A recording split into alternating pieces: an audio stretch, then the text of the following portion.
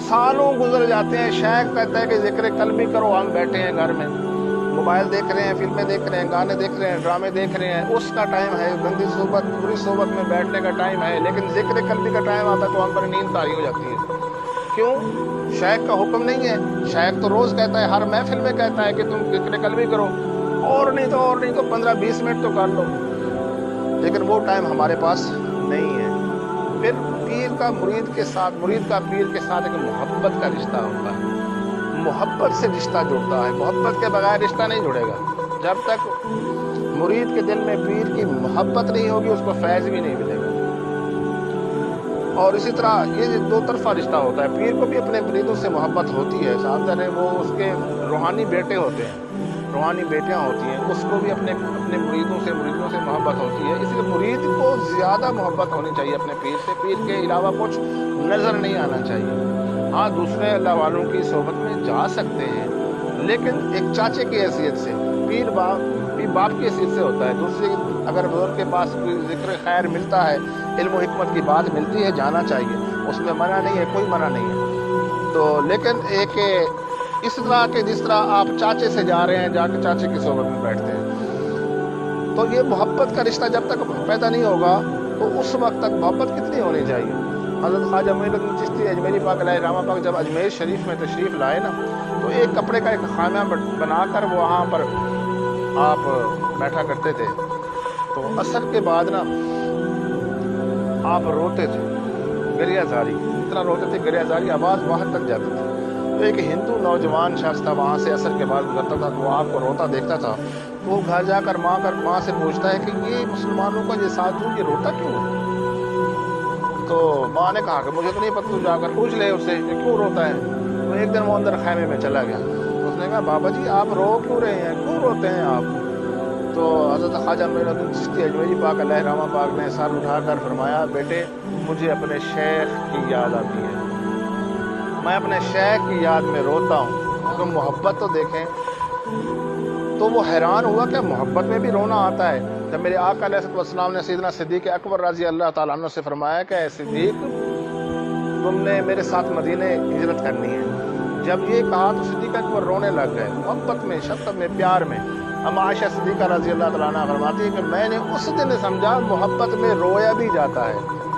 मैं उस दिन समझी कि मोहब्बत में रोया भी, सावधानी मोहब्बत होती है, आँख से आंसू निकलते हैं, वरना तकलीफ में तो वैसे ही निकलते हैं ना, लेकिन मोहब्बत में भी आंसू निकले जाते हैं। जैसे ख्वाजा मोइनुद्दीन चिश्ती अजमेरी पाक रो रहे हैं अपने शेख की मोहब्बत में, तो वो लड़का हैरान होता है, कहता है मुझे भी रोना है, मुझे भी रोना है।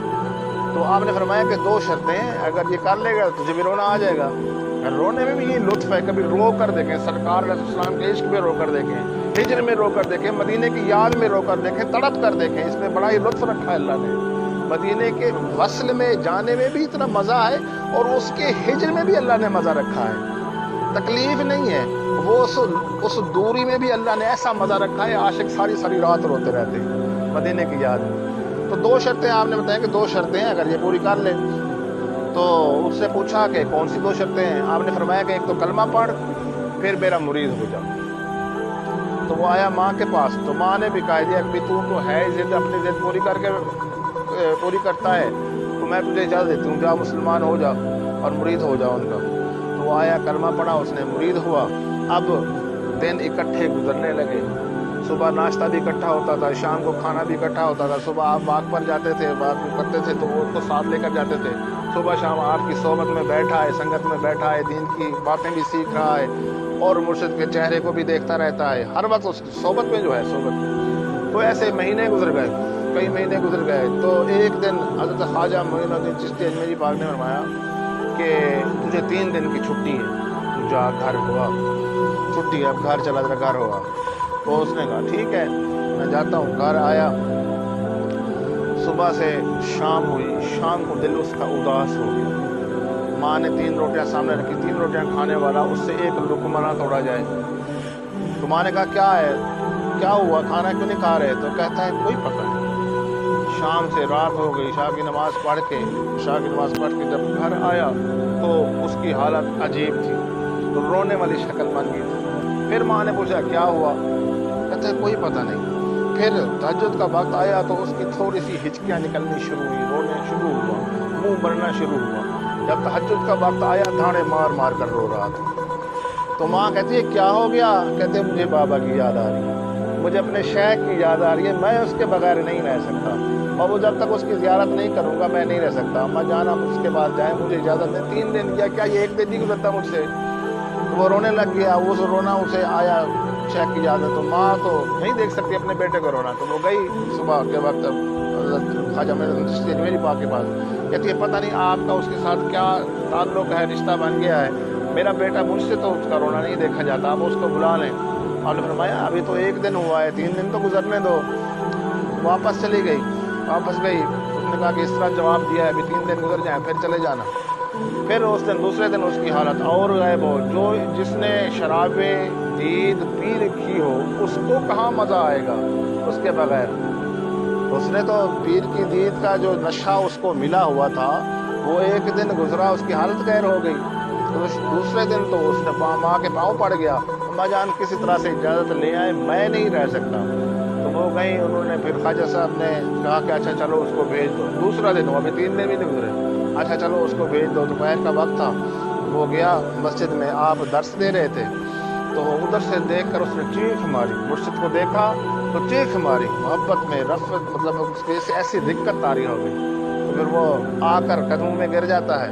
تو حضرت خواجہ چشتی اجمیری پاک علیہ رحمہ پاک فرماتے ہیں دیکھا، اب دیکھ لیا محبت میں کیسے رویا جاتا ہے، محبت میں کیسے رویا جاتا ہے۔ تو یہ محبت کا رشتہ جب تک پیر اور مرید کا نہیں ہوگا اس وقت تک کچھ بھی نہیں ملتا، اس وقت تک فیض نہیں ملتا، چاہے آپ جتنا مرضی کوشش کر لیں۔ جب محبت کا رشتہ ایسا ہونا چاہیے، ایسا جڑنا چاہیے، پھر تابعداری بھی ہوتی ہے، پھر اتباع بھی ہوتی ہے، پھر پیر جب یہ پیر کی محبت میں رونا آ جاتا ہے نا، پھر پیر اس کو مدینے کی یاد میں رولانا سکھا دیتا ہے، مدینے والے کی یاد میں رولانا سکھا دیتا ہے۔